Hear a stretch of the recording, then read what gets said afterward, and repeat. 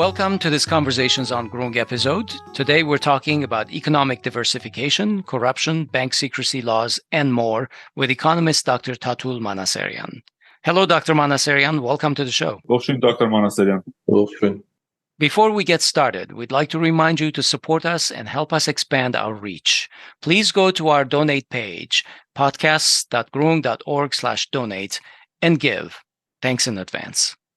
Dr. Manaseryan, as this is your first time on our show, would you tell us about yourself so that our listeners may get to know you a little bit? Well, first of all, thank you for inviting me. And it may be boring if I start from the very beginning, but I can say that I was lucky and fortunate to be born in Armenia, raised in Armenia, and then graduate Kiev State University in Ukraine. Afterwards, I was selected from 1,000 applicants. There was a group of Armenians studied at York University in Canada, 20 of us only. After graduating the university, I was back to Armenia, and there were a number of positions I worked, and my activities are broad from academic field to legislation, executive structures, and so on and so forth. Starting 1992, I became a professor at Redlands University in California, Southern California. I taught there until 1997, and I was back to Armenia. Again, different positions. Also, I was a member of parliament, as you know, and advisor to the foreign minister of Armenia, and different activities, of course. I got PhD from Yerevan State University, and also second PhD at Redlands University, also Doctor of Science. As you know, we have 2 degrees in Armenia, and also it was on World Economic Order. Always I can say that I've been involved in academic world, and also teaching, research, but also try to utilize my humble experience in different capacities. So I still travel a lot around the world, teaching, but more learning from different cultures. That's very briefly. All right. Thank you very much for that. So let's begin with talking about this effort to diversify the Armenian economy. Over a third of Armenia's foreign trade is with Russia, which also imports 44% of Armenia's exports, and all other trade partners pale in comparison. Former Minister of Economy Hovik Manucharyan is now facing charges of corruption, which he denies. His newly appointed replacement, Gevorg Papoyan, promised diversification of Armenia's trading partners, saying that this will be his highest priority. Let me just ask you, is this a real problem today in terms of Armenian economy, the need to diversify? And is it a realistic goal, considering our geography and our neighbors? I want to start by saying that it has been always a problem, not only a problem, but I would say it's a threat to the economic independence of Armenia, and also political independence, since we have growing dependence on no matter what country. What is the country? It's a neighboring country, or it's far away, or whatever. The diversification is the normal way of dealing with different nations. And I mean, in the 21st century, you can't depend on one nation only, regardless the state of the quality of relation. Therefore, I think that's the fault of all previous governments, and including the current one. And talking about the pros and cons of or possibilities of prospects of such diversification, possible diversification. One may pay attention to the fact that it's not a diversification in a way that we are used to assume, but that's from one polar, going from one polar to another polar. And the polars are not complementing each other, but contradicting each other, as you know, which is not the best way to me. It would be wiser if the government or the heads of the states of Armenia, different years, they could think of dealing, for example, with or coming closer in economic relations or integration, regional integration with Georgia, with Iran. We are talking about around 90 million consuming market. And we know next to nothing about Iran, only that Iran is our neighbor and maybe some rumors about the nuclear plans or plans relations with the West. That's it. Nothing about the economy. I think that the Middle East countries are also among the choices for Armenia. And Arab countries, Iraqi government, by the way, I have to remind that in the near past, maybe 6-7 years ago only, the Prime Minister of Iraq, after visiting Armenia, signed the document mentioning that literally, and quoting, we are ready to purchase agricultural products from Armenia as much as Armenia is able to sell. Did we use this opportunity? No. Are we looking at any Arab country for example, exporting drinking water? I'm taking a very simple example, but we have knowledge-based industries in Armenia. Those are limited, but we can expand them if we find proper market. And so on and so forth. I'm not talking about United States. I'm not talking about Japan, China, big market. But diversification also needs some research, and the knowledge, the experts need to be demanded by the government, which was not the case throughout all 34 years of declaring independence. That's the fact. That's the truth.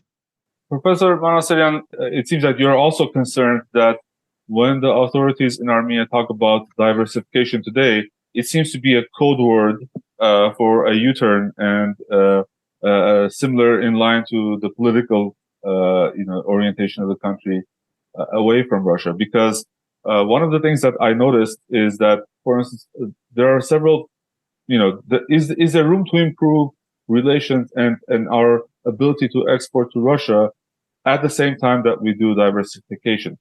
I can just recall that recently, before he got fired, the former Minister of Economy, Papoyan, was giving an interview, and he said something that really made me think. He said that there was this long-running project called the Dry Port and the ferry on the Black Sea. Both of those projects have failed, and he promised to rekindle and restart those projects, but then said, at one point, the projects were canceled when Armenia decided to, again, quote, diversify its trading partners. What are the current problems in Armenian-Russian economic relations, specifically the ability to export? And is there any room to improve that as we try to truly diversify our trading partners? Well, it's a great question. However, we need to pay attention on the emotional part of the issue. I think Armenian current government and previous government as well pay more attention to the state of loyalty to each other, personal loyalty, moreover, not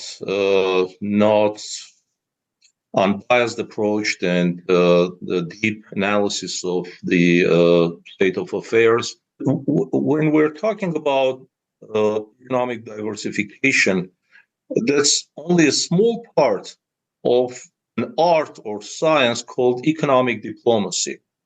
I doubt that anyone in the government have any knowledge about economic diplomacy whatsoever. And Vahan Keropyan, with all my respect to him and to the other members of government, Vahan Keropyan was not an economist at all. He have no economic knowledge. I mean, if these are the ways how to improve the situation in Armenia, to put non-professionals responsible for different areas, I mean, we can't reach our goals. And moreover, which is even worse, the sad story is that throughout all these years of independence, we were lazy to formulate the vision of Armenia. We have no vision. You may be amazed. No one talks about it. Yeah. The neighboring Turkey have the Red Book strategy for centuries, which is also true for Azerbaijan. They also have their national strategy. Georgians have, and Iran. We're talking only about neighbors. How about Armenia? Do we know what is vision?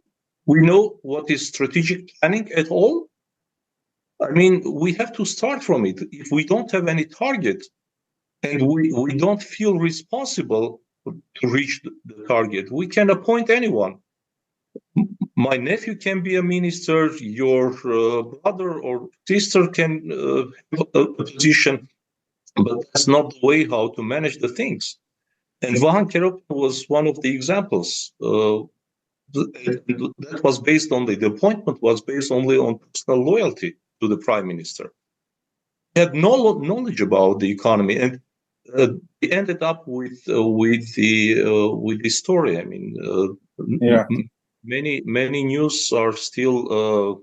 I mean, we expect to have more news about the after firing the minister. But coming to your question, how we can improve the relations with Russia, have balanced approach, despite the different packages of sanctions against Russia.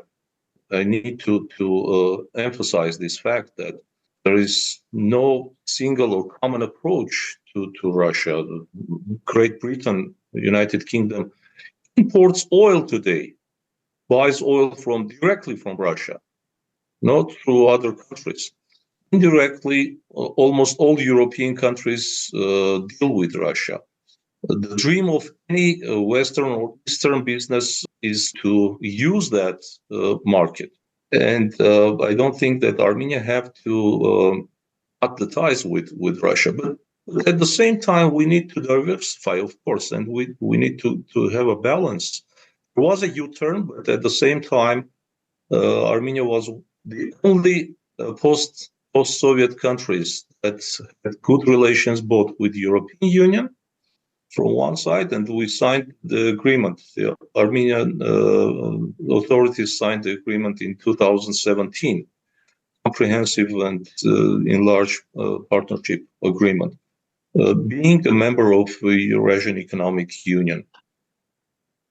This is not anymore a fact. The relations with Russia are worsening, and aside from the figures you just brought, I want also to emphasize that the growth in foreign economic or trade turnover, external trade turnover in 2023, it was almost 46%, 40% of which was with the countries of Eurasian Economic Union, and first of all with Russia. I mean, the lion's share is there, and if we want to diversify, we need to reduce that dependence and start to export, for example, to European Union more competitive products, not only the raw materials from mining industry, but at least semi-finished goods, and also to suggest to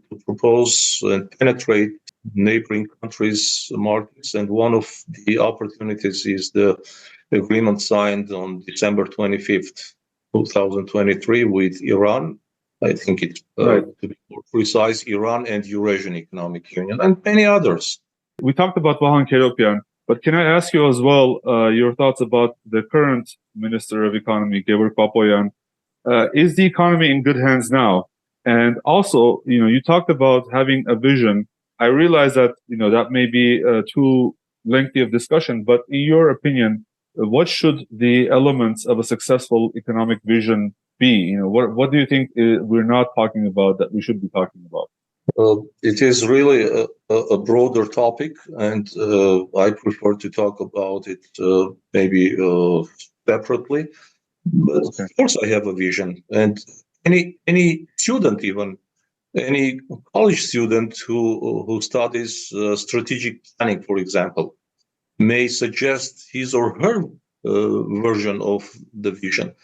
But live without the vision, I think it's impossible. That's why current government tries to somehow please collective West or Western countries from one side and the other countries, Azerbaijan, for example, or Turkey from the other side, if you wish, Russians as well. I just want to quote the head of the state of Turkey. The journalist asked him last year, isn't that strange that you keep very close relations with Russia and you also support Ukraine and so on and so forth? His answer was very simple, but that answer put an end to the questions of the journalist. His answer was, this is whatever we do is according to our national interest. That's it. Yes. Do we have national interests before talking about vision? Do we have priorities? Do we have national agenda? I doubt. Maybe you can ask any intellectual in Armenia, they have their approaches to it. However, we don't have those principal concepts formulated by the state. Last but not least, related to this question, I think when we're talking about Vahan Keropian or the others, the sad thing is that the expert opinion is not demanded yet by the government, by the state.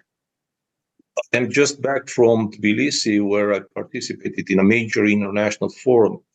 You should see how the other states were presented by their ambassadors and other members of their embassies, by speakers who were supported by the government. The poorest presentation was Armenia. I mean, aside from me, no one presented, and the ambassador was lazy to be present there, Armenian ambassador. Yes. I mean, the opinion have to be demanded, have to be discussed, and then become some sort of supporting source for the decision makers. Dr. Manaseryan, is it because they lack respect for expert opinion, or is it that they do not know, or do they think they just know it all?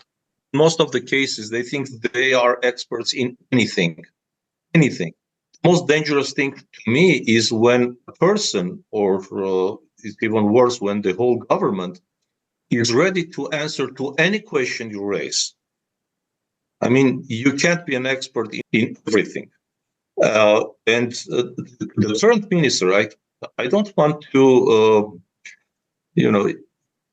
express my personal opinion. The time will show how the decisions will be adequate to the realities. However, we had an experience with this guy when he was the head of the standing committee of finance and budget in the National Assembly. We have sent letters to our colleagues in the National Assembly with a simple intention to support them, to cooperate, former legislators from one side and the expert community.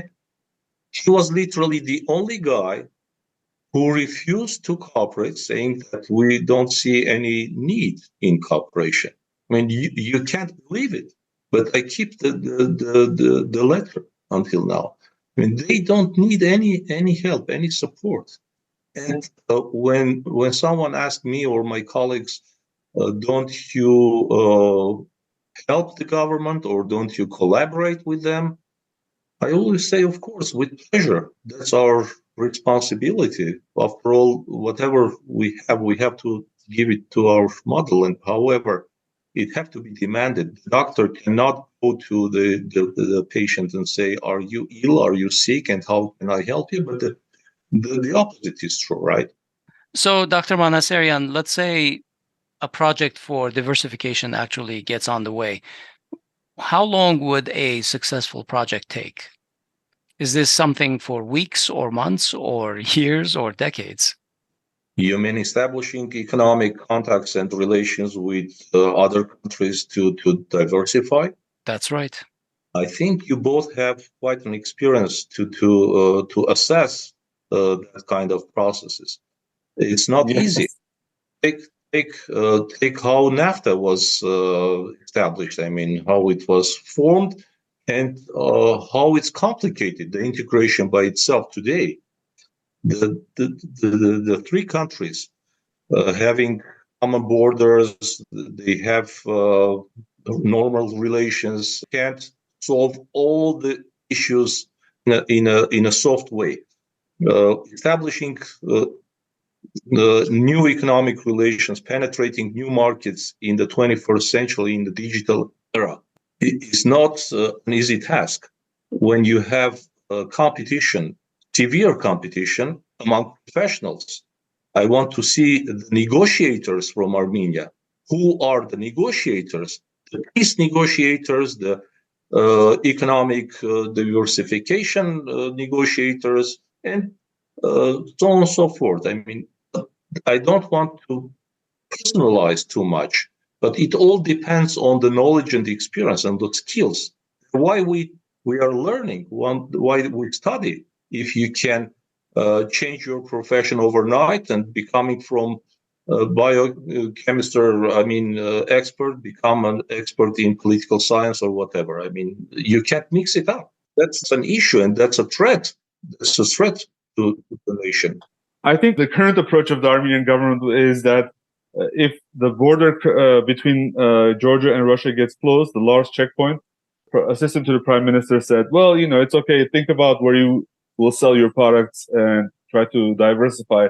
The key point is it can't happen in the middle of your export cycle, let alone, it takes many, many years to plan. But Pashinyan's economic sort of pivot to the West notwithstanding, Russia has a lot of levers to pull.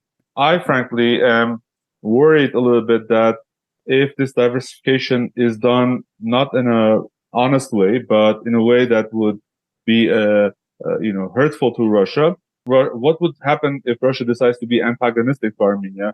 We always know that Russia is able to use its economy and its ability to import your products as a tool, as a political tool. Do you see any risks in that area? Well, as we mentioned in the beginning, we put too much emotions in dealing with any country. We need to be more technocrat and more professional, and emotions comes last if we need any emotions in politics or the economy.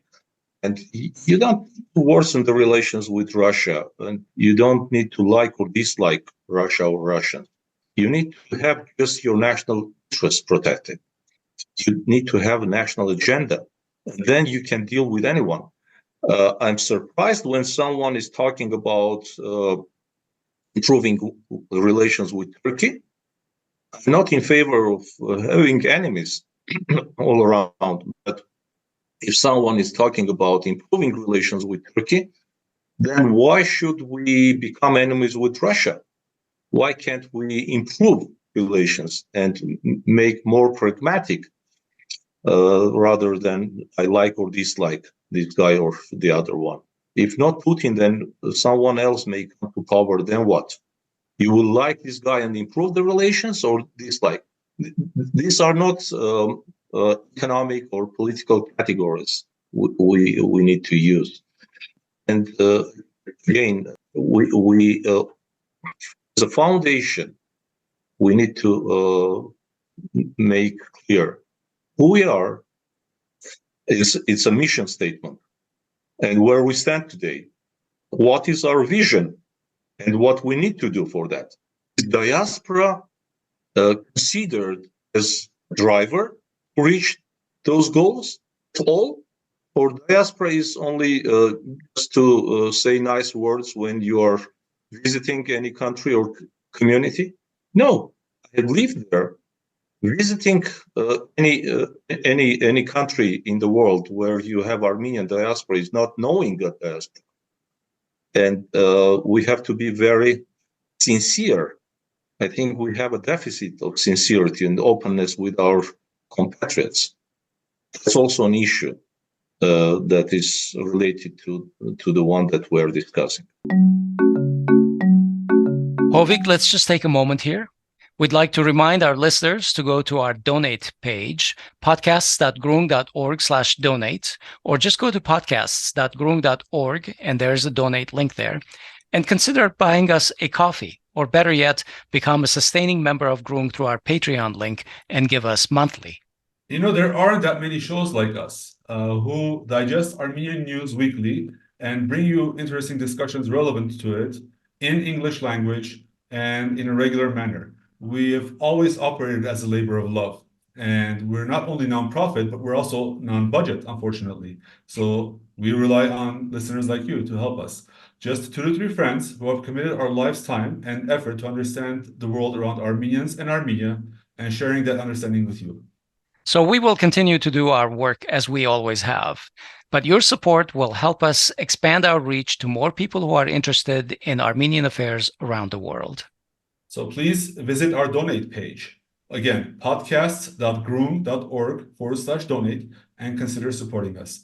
Thank you in advance. We appreciate your listening to us, and we take that trust and your support very seriously. Thank you. Let's turn our attention a little bit to the Eurasian Economic Union. Earlier this year, on January 2nd, Iran signed a free trade agreement with the Eurasian Economic Union, the EAEU, and Armenia stands to gain greatly from this because its border with Iran is essentially the only direct land border with the EAEU. However, the Pashinyan government's ambition to move closer to the European Union may jeopardize its ties to the EAEU. The EU will very likely find Armenia's membership there incompatible with its own charters. And also on the flip side, Russia has hinted that it will not allow Armenia to stay in the EAEU if it quits the CSTO. Can you tell us a little bit about the benefits of the EAEU for Armenia? Coming to the previous question, if you allow me, because what would happen to Armenia if we cut the ties or continue this attitude towards Russia? In terms of economic development, this will be literally, I am telling you my impression, this will be an economic suicide for Armenia.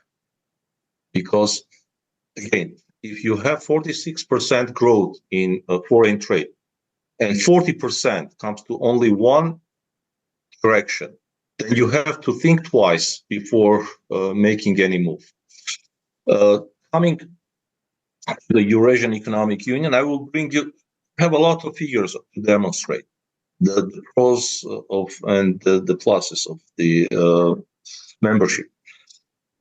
Understanding that, of course, Eurasian Economic Union is not composed of the developed nations. However, it gives us an oxygen for economic growth, for improving the level of competitiveness of our economy on micro and macro level, reach other markets that have higher benchmarks and standards, quality standards, if you wish.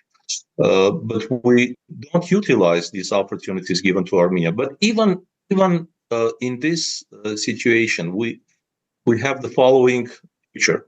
Throughout 10 years of membership in Eurasian Economic Union, Armenia's economic indicators and foreign trade turnover with the countries members of Eurasian Economic Union was increased 10 times. 10 times, not 10%. It's possible. You can't see this kind of trend in any part of the world. Someone may have double-digit economic growth 1 year, 2 years, but not 10 years, 10 times. Now, it's up to us to decide. Shall we sacrifice and, say that we don't want this positive trend and use it for our future development? Or think to as we mentioned several times, to try to diversify, but we don't even have a real structure of GDP in Armenia. No one knows how it looks like next year. These 2 years, as you know, the economic growth was based on the external factors, namely the Russians, Belarusians, some Ukrainians arrived in Armenia, and they increased artificially the aggregate demand towards some consumer goods and services. And there you have the double-digit growth last year in 2022, now 2023, more than 9%. But you can't count on those figures if these guys will leave the country, if they go to their homeland after ceasefire agreement will be signed, sooner or later. What will be the basis, the foundations for our further growth? No one knows. No one had assessed in the government. They are being paid for that, and they don't do their job to assess the risks. For example, after or in case of opening the border with Turkey, what will happen? Scenario A. Scenario B will be, how about more dynamic relations with Iran after this agreement was signed? Are there any calculations made? No, zero calculation. That's the outcome of Keropyan's activities throughout this year. And many others. We have also other scenarios in a region like Caucasus or South Caucasus where we live. Anything can happen overnight. We have to be prepared for that. We can't say, wait, give us some time, as it happened after the war started in Ukraine. One of the journalists asked the members of the government, how do you assess what will happen to Armenia, the exchange rates, etc.? His answer was, give us a month and then we will answer. This is not professional, as you know. And Eurasian Economic Union is not a paradise. It's not a heaven to live forever, but it's an opportunity. It's an opportunity that we have to use in a right way. Okay. And I can also add to bring some positive examples that we can establish joint ventures with Iran. We can establish not only between two parties, but 3 or 4 more parties can be involved, because European Union also, EU countries also import a lot of products, agricultural goods, and so on from Iran. Armenia is in the middle, and Armenia can gain a lot from it if we will be proactive, not to be just a transit country or a part of a map. Dr. Manaseryan, we talked about corruption allegations against, the previous Minister of Economy, and actually there are constant reports that the government favors loyalist providers and also gives tenders without the mandatory bidding process, the so-called sole bidder contracts. And many of these providers often turn out to be relatives or family members of the ruling party today. How do you assess the risk systemic corruption in the Armenian economy? Do you believe that there has been sufficient reform in this area of corruption something that this regime promised when it took power in 2018. How would you evaluate their activities in the area of corruption? Before expressing my personal opinion, I would like to quote from the report of Transparency International. I guess it was 2 years ago. The situation, even last year, that the situation worsened after this political power took over. We have, of course, there are some cases where we can witness positive trends to be unbiased and objective. However, those are just tiny and small cases compared to the corruption sizes or volumes we are talking about today. But new expression of corruption to me is not only to give a bribe or to misuse or abuse the position in the government, but also while appointing someone based on just personal relations or family ties, to me is also corruption, because you leave aside professionals, you leave aside people who deserve better treatment, but they are isolated from the overall process of decision making. And also, which is a major problem for Armenia, the civil society is isolated from these processes.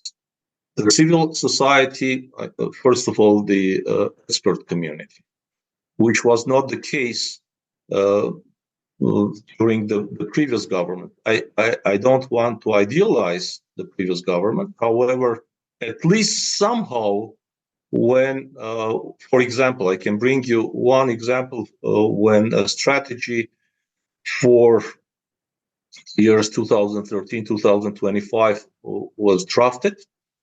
The international organization, members of the government, business people, and the civil society were present in discussions.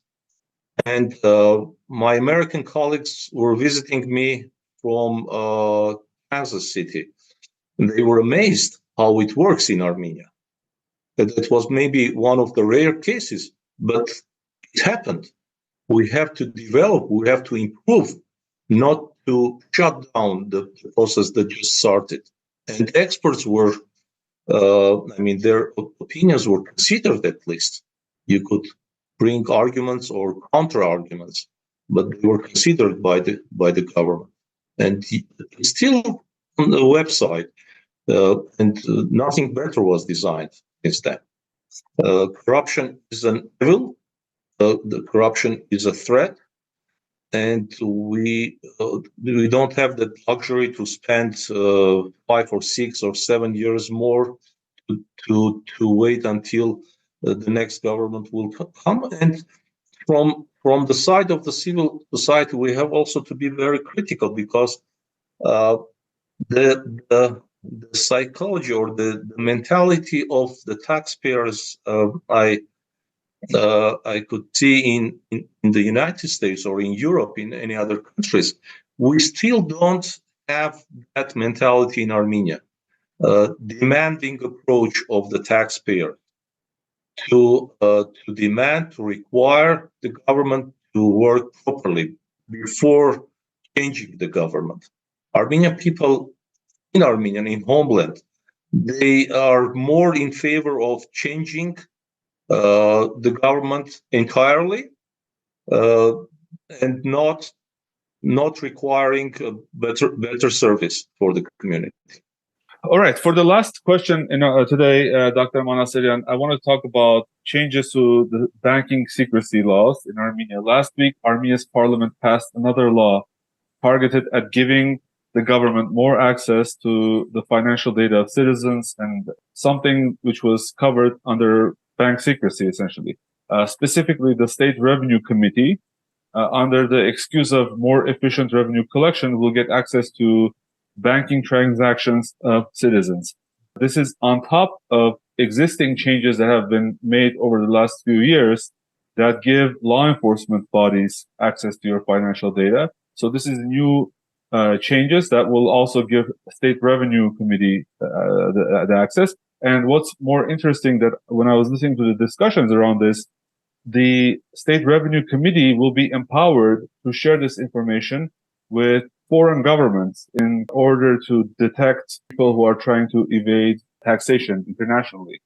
In your opinion, how important is bank secrecy, and how important is for Armenia, trying to catch, evaders in taxes, like internationally, when, we need more investment? Do you believe these changes in bank secrecy laws will help or hurt the economy? I think the answer is in your question already.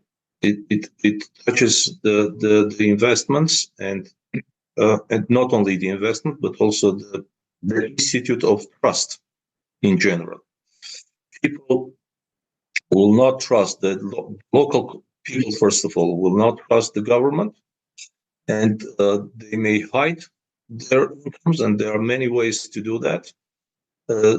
What I can expect or anticipate from this, what development can take place, is one of them is the capital outflow from Armenia.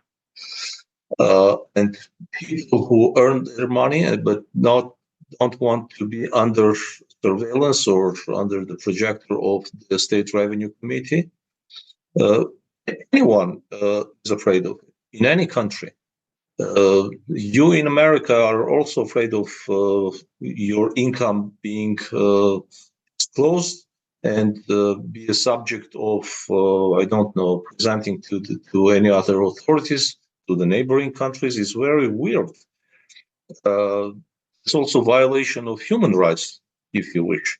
You can't use the personal information without the decision of the court, or in very critical cases. So, of course, we are not happy with this law, and I think, particularly talking about the investments, we don't have much investments, and before the Russians came to Armenia, and we registered last year $5.2 billion inflow to Armenia, which were not utilized properly, and then they flew out from Armenia. But anyways, we cannot create a favorable climate for investments by taking these kind of steps, and this will bring to a very negative development in Armenia. But what I wanted to emphasize also is, before talking about the plans for the future, about the development and cooperation in Caucasus, in Armenia, etc., we need to pay attention more on economic threats and economic security topics, which may be an issue for a separate conversation. However, this is critical for Armenia because we need to assess the degree of the energy security in Armenia, for example, the dependence from Russia, particularly, the demographic security in Armenia, food security in Armenia, and so on and so forth, financial security and other issues. These are skipped by the government. When you look at the 5-year plan of the government, you can't see any concerns about the economic security. All right, let's leave it there for today. Thank you, Dr. Manaseryan, for joining us. Dr. Manaseryan, we would love to have you back again to talk about those issues, including economic security. So definitely, accept this standing invitation, and hopefully we will talk again soon. And also the topic of an economic vision for the country. Pleasure. Thank you. Have a good night. That is our show today. This episode was recorded on March 19, 2024. We were talking with Dr. Tatul Manaseryan, who is an economist and academic, as well as a national and state actor in Armenia.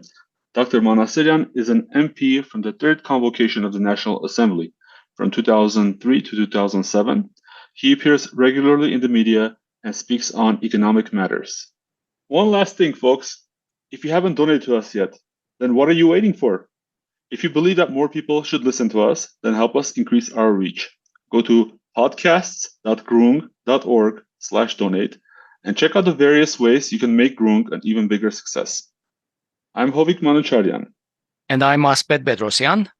Please find us on social media and follow us everywhere you get your Armenian news. The links are in the show notes. Thanks for listening. Thanks for donating. We'll talk to you soon.